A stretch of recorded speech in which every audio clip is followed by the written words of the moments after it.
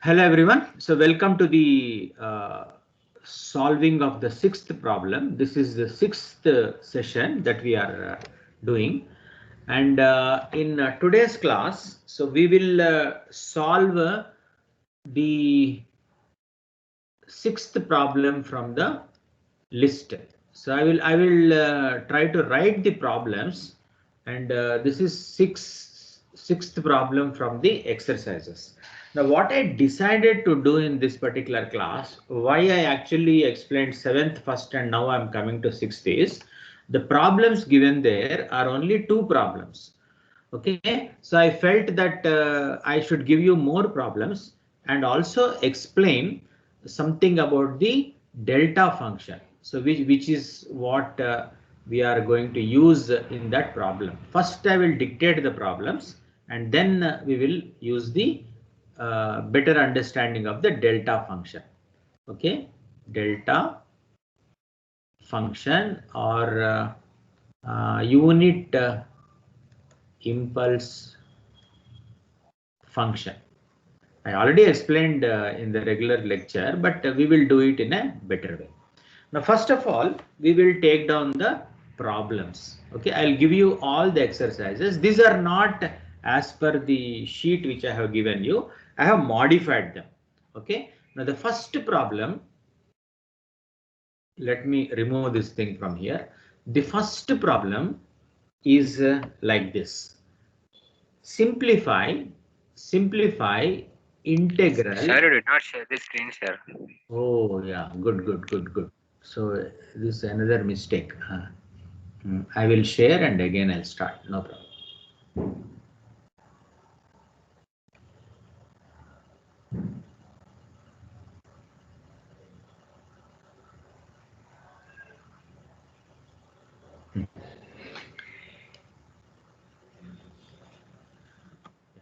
Hello everyone.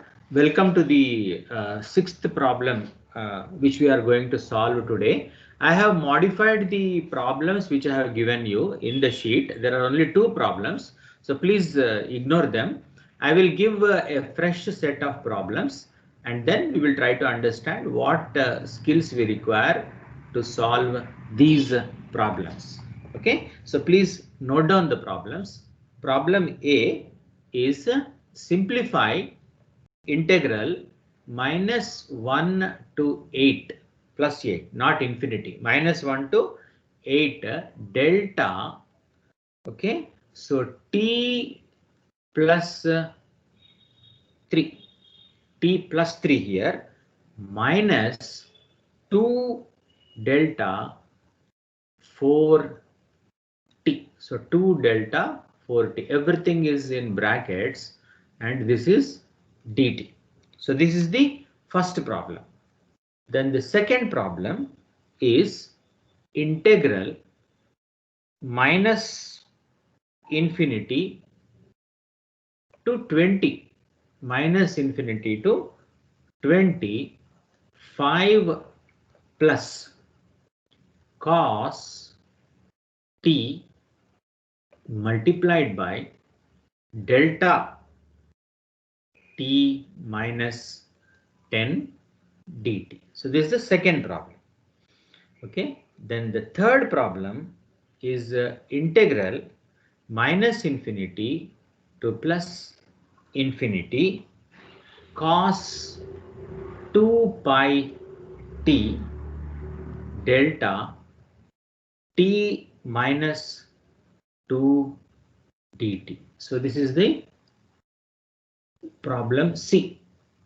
Then the problem D is integral minus infinity to plus infinity t minus 2 whole square delta t minus 2 dt. T minus 2 dt. So this is D. Then the last exercise, integral minus infinity to plus infinity e raised to the power of minus alpha t square delta t minus 10 dt. So these problems you can get in the examination. So like I told you, the first 2-3 problems, they will give something like, rectangular function or triangle function. They will know that some students will not prepare and come. Then problems related to delta function. They'll not give direct definition, define impulse, define step, like that they will not ask. So we have to apply our knowledge of integration, our knowledge of delta function, and then the properties of delta function we have to apply and then solve the problem. It is all about not only knowing about delta function, okay, or impulse function, but also how to apply that. Application also is important here. Okay, now to make it short, to solve problems like this, first of all, you should know the behavior of the unit impulse. What is unit impulse and how it influences a given function. Okay, unless we know that, we will not be able to solve the problem.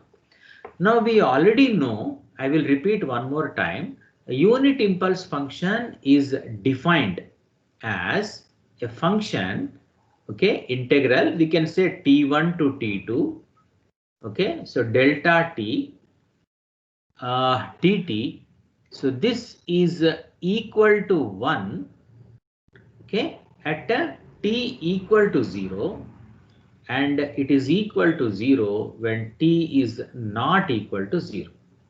T is not equal to 0. This is the definition. That means the area under this impulse function is equal to 1. So how do we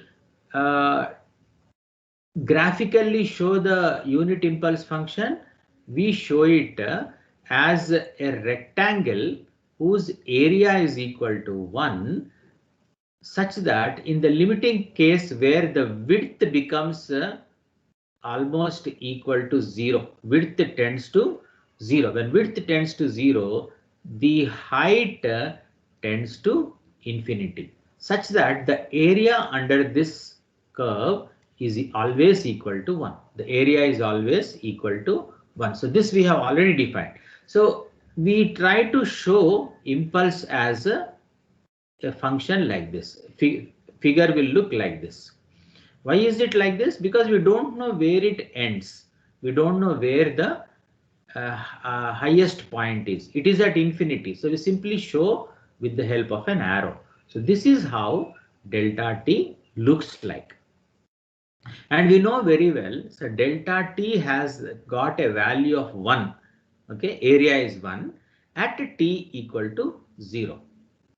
Okay, that we should never forget.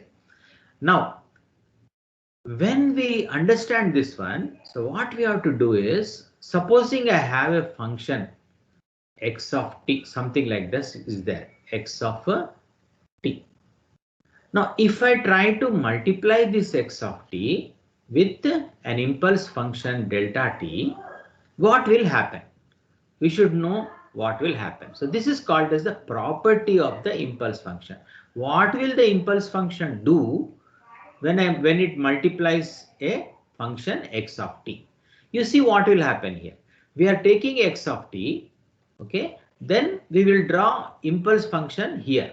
What is delta t? The delta t will have a unit area at t equal to 0, and at all other times it is equal to 0. At t equal to 0, it is equal to 1. Okay, when I multiply xt with delta t, what should happen? At all the other values of t other than 0, because delta t is equal to 0, this function must result in a 0 value. Everywhere it should be 0. Starting from minus infinity to plus infinity, it should be 0. Where it will have the value? It will have the value only at t equal to 0, where delta t is equal to 1, delta t is equal to 1. When I say delta t, it's integral of delta t. Area under that delta t is equal to 1. But when you multiply with xt will have some value here. Some value. What is this value? It is not 1. It is some other value. Sometimes it may be 1, but it can be any value. Okay. But mathematically, we can say the value here for x of t is the value when t is equal to 0. That's all, is it not? At t equal to 0, whatever is the function x of t, that will be the value at this time. So when you are multiplying this with the delta t. You understand? So when you have x of t multiplying delta t, because delta t is having a value of unity at t equal to 0, we will find what is x of t at t equal to 0. Obviously, it is x of 0, and we will multiply with the delta t. So whenever we write like this, x of t delta t, this is nothing but x of 0 delta t, x of 0 delta t. So this is a property of the impulse function. Now extending this property to another situation. So let us say I again have the same function x of t. This is x of t. And let us say some point here is there, t naught. T naught is there. Okay. Now, supposing I generate an impulse function delta t. This is delta t. But what I will do is I will shift this delta t to just at t naught. So this is also t naught. That means instead of keeping the impulse here, I will keep the impulse here. I can always do that. Okay. So if I do like this, what is the meaning of this one? The meaning of this one is delta t minus t naught. This is delta t. So this we will call as delta t. And because this is shifted in the positive direction of t by t naught, we will show that as a delta t minus t naught. Okay. Why? Because integral delta t minus t naught dt is equal to 1 when at t equal to t naught. It is equal to 1 at t equal to t naught, not at t equal to 0 like in the earlier case. And it is equal to 0 at when t is not equal to t naught. So at all other values it is equal to 0 except at t equal to t naught. So if I generate an impulse at t equal to t naught and multiply with xt, then what will I get? By the same principle that we used in the earlier case, when I have an impulse at t equal to 0, which is delta t, I am getting the value of xt at t equal to 0. Now, if I generate an impulse at t equal to t naught, which I am defining as the delta t minus t naught, and then multiplying with x of t, that is x of t multiplied by delta t minus t naught, what should I get? I should get the value of xt at t equal to t naught. I should get the value of xt at t equal to t naught. Okay. So which means I will write this as t naught into delta t minus t naught. X of t naught delta t minus t naught. So like this I have to write. Okay. Now supposing I have some other value here minus t naught. So I am shifting in the negative direction by t naught. So this will become delta t plus t naught.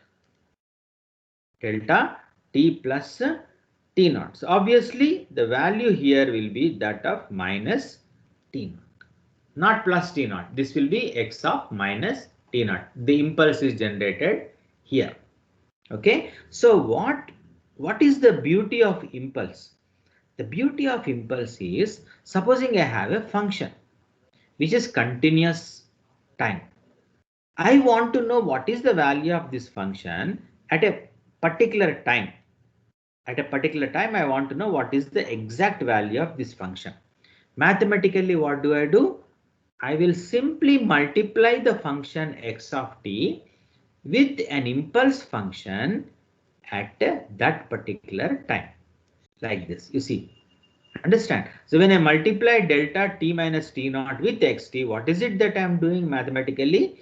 I am finding the value of x of t at t equal to t naught. Okay, so this property is called as shifting property. Shifting property. What is meant by shifting? Shifting is, in villages, they will want to separate rice from bran. So they will simply put it in one sieve, okay, jalleda, what they call. Okay, in that they will put the rice, and they start shaking it. Then the rice will come out and the chaff will be inside. Okay, so that is called as shifting. So we will perform the shifting operation. So I want to know the value of the function at a given time. How do I find out? I will not put the time there. I'll simply, supposing I have a function like cos pi t. I want to know what is the value of this function at time t equal to 10. What do? I simply multiply with the t minus 10. Mathematically, this is how it is done. So when I do like this, what is the answer I will get? I will get cos pi 10 delta t minus 10. Okay, whatever is the value here, that is the value at time t equal to 10. This is called as a shifting property. Understood? Right?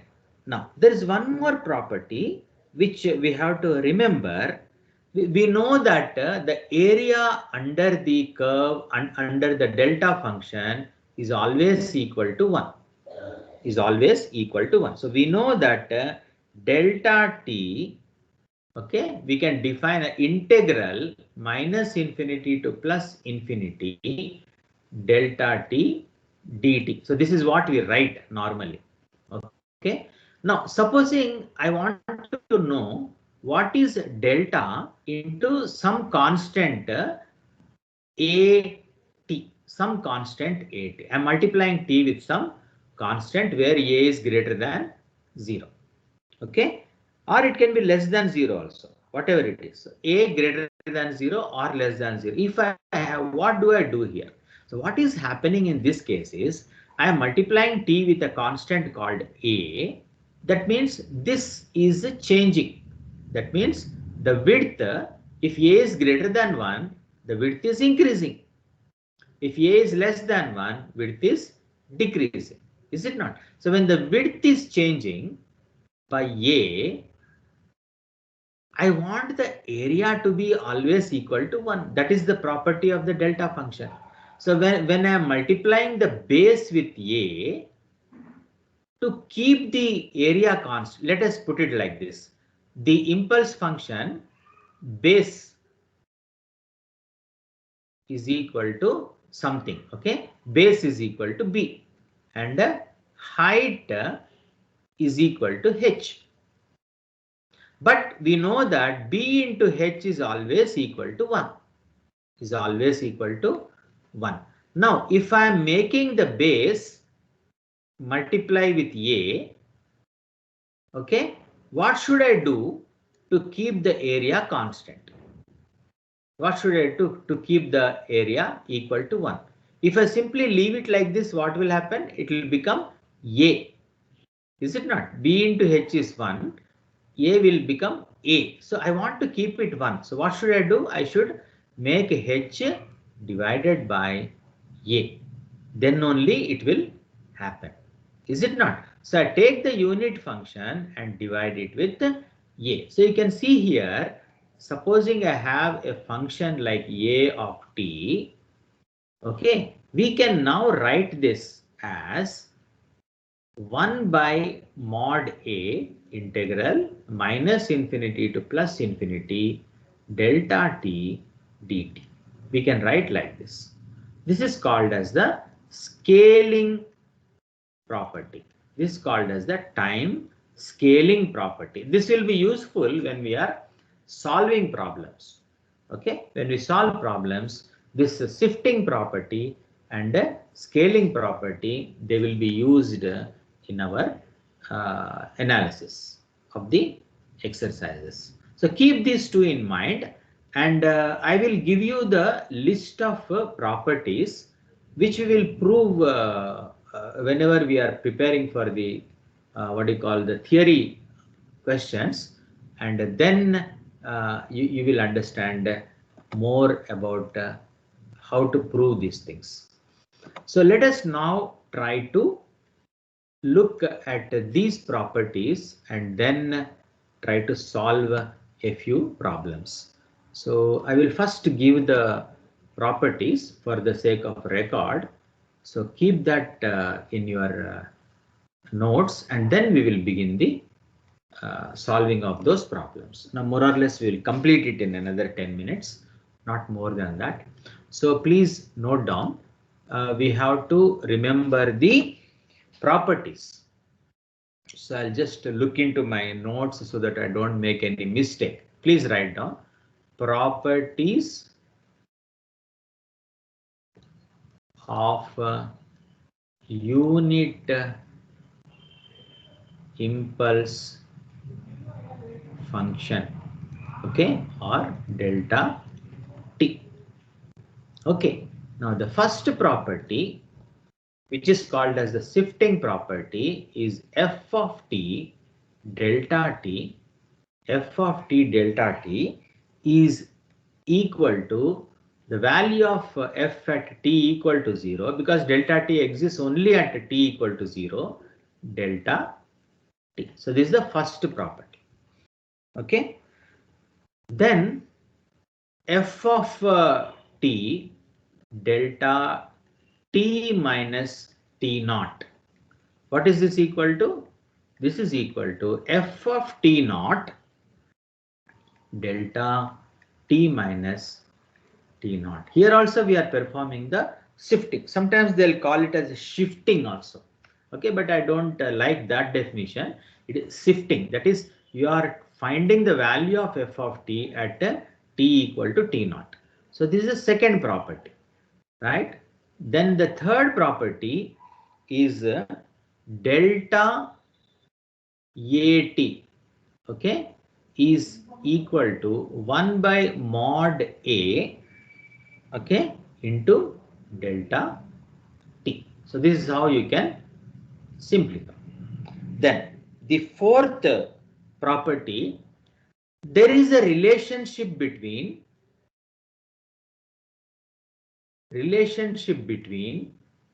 you can write down delta t, that is the impulse function, and unit step function u of t.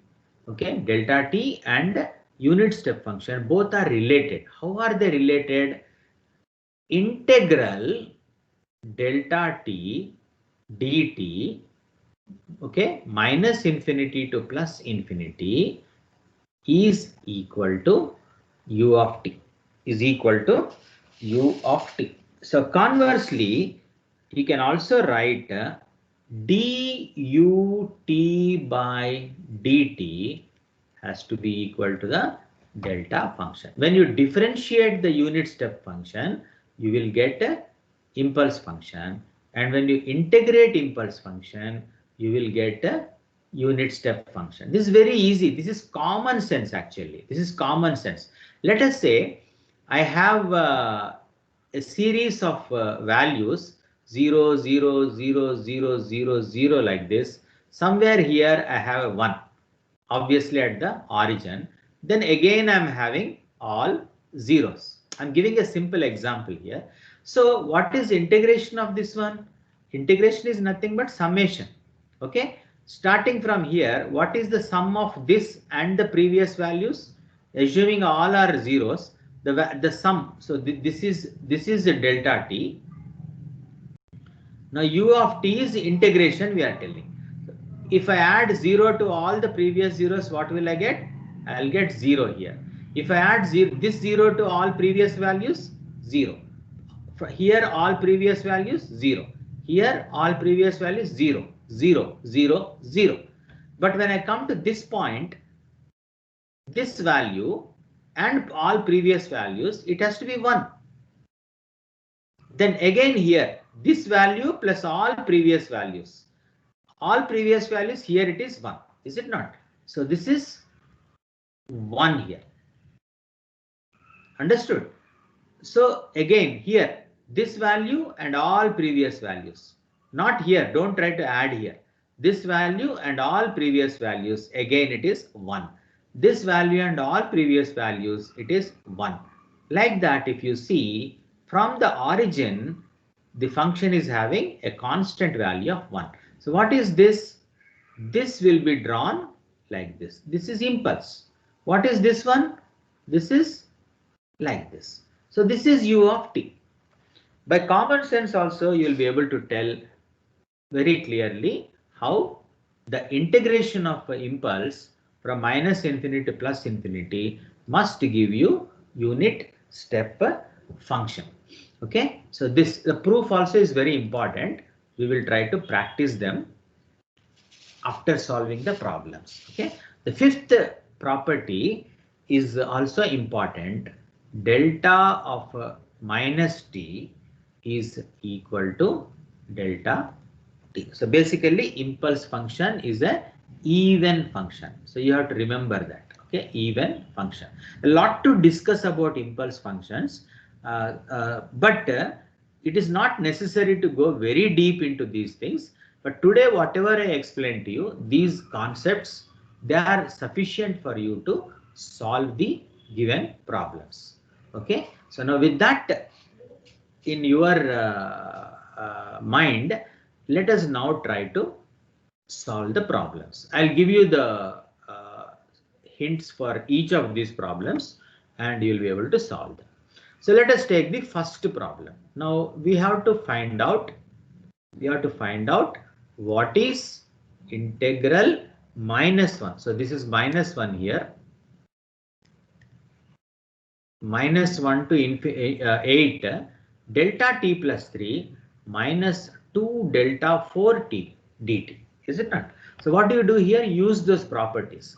Now you will separate them. So you will get here integral 6a integral minus 1 to 8. Okay, delta t plus 3 dt. Okay, minus 2 integral minus 1 to 8 delta 4t dt. Delta 4t dt. This is 8 4t dt. Is it not? Now you look at the first term. What is this one? This is delta t plus 3. T plus 3 means where is it existing? It is existing at a minus 3. That means this impulse function is at a minus 3. Observe carefully. The impulse is at minus 3. That is why we are writing t plus 3. Okay, if it was at plus 3, you would have written t minus 3. That is the way we have to write. So this is minus 3. It is at minus 3. But what are the limits of the integral? The limits of the integral are from minus 1 to 8. Where is minus 1? Minus 1 has to be between minus 3 and 0. Is it not? Because minus 1 is larger than minus 3. So minus 1 will be here and 8 is somewhere here. So our integration must be in this region, starting from here to here. But where is the impulse? Impulse is below minus 1. So if I try to integrate this portion, will this be included? No, this will not be included. So only this portion I have to integrate. So what is the area under this region? There is no value here. So this is equal to 0. So this whole thing will become 0. Understood? Now coming to this one, we already know that delta of AT can be written as 1 by A delta T. So we will write like that. So delta 4T, we will write it as is equal to minus 2, okay, divided by 4.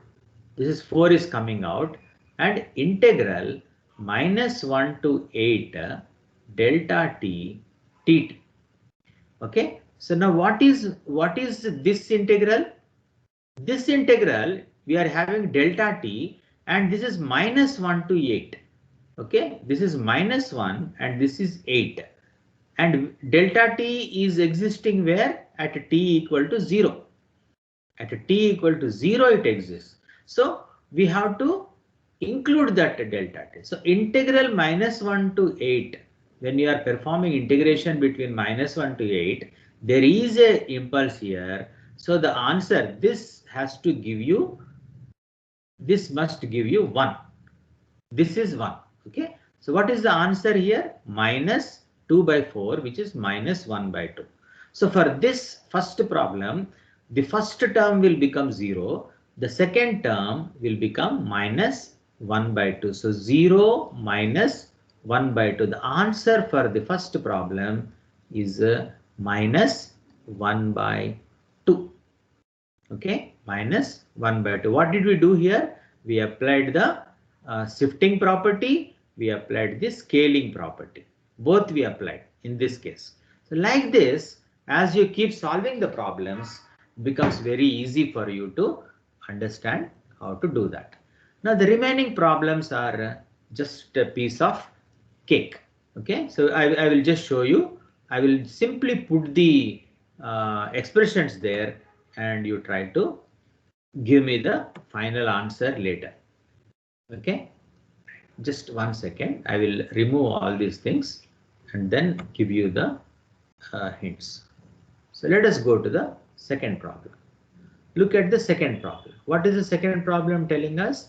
The limits are from minus infinity to 20. You can think like this. So this is minus infinity, this is plus 20, and somewhere here you are having 0. Okay, now this is 5 plus cos t. 5 plus cos t is there, and you are multiplying with this impulse. Now where is this impulse?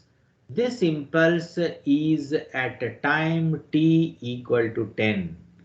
So where is 10? 10 is between 0 and 20. Somewhere here it is there. So the impulse is here. Impulse is here. So obviously 5 plus cos t, whatever shape it is having, something like this it will have. The shape is multiplied by the impulse function at t equal to 10. So naturally the value will be the value of this function at t equal to 10. Whatever value is there, t equal to 10, that we have to put here. So what do we do now? This must be made equal to 5 plus cos 10. This is the answer. Okay, 5 plus cos 10 is the answer because there is a value here.